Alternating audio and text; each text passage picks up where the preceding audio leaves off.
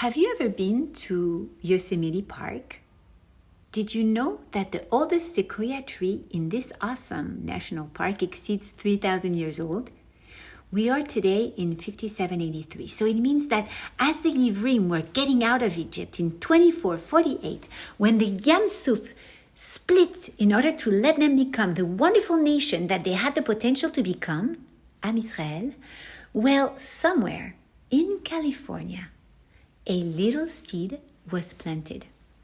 This seed was just a few millimeters large, and yet it had a tremendous potential. Can you imagine that in this seed was genetically imprinted all the leaves, all the branches, all the flowers and the fruits that have been blooming and then falling for the last 3,000 years?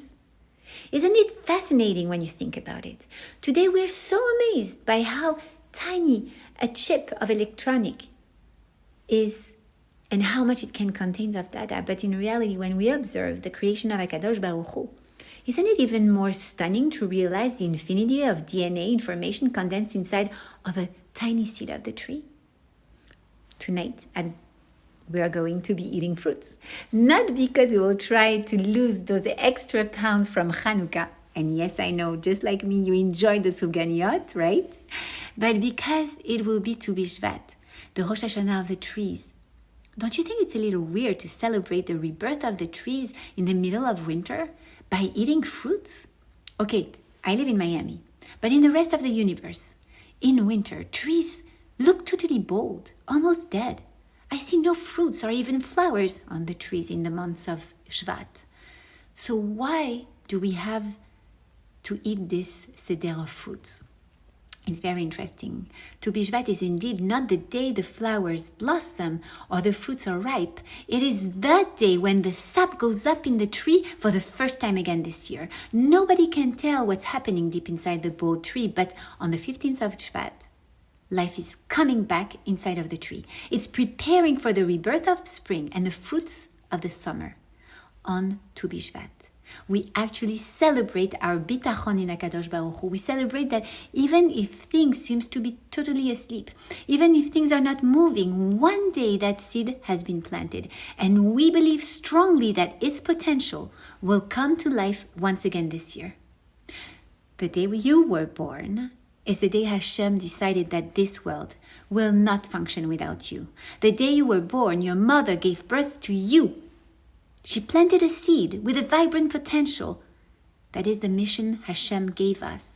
The reason of our existence, the mission that only you, with your uniqueness, can bring to this world. And is it that simple to become?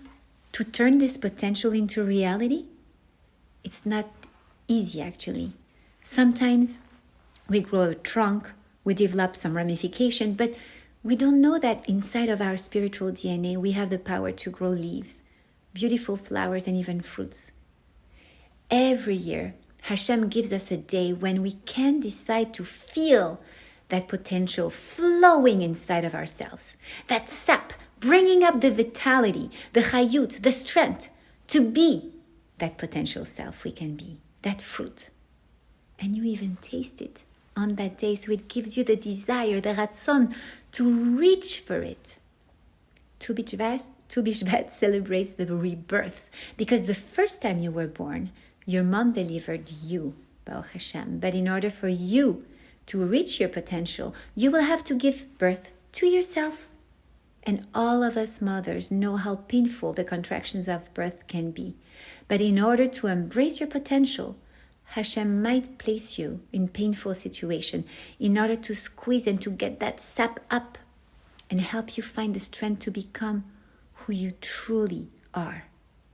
That beautiful fruit. So tonight, as you enjoy the Seder of Tu Bishvat, remember to enjoy the potential you that you're tasting through those fruits.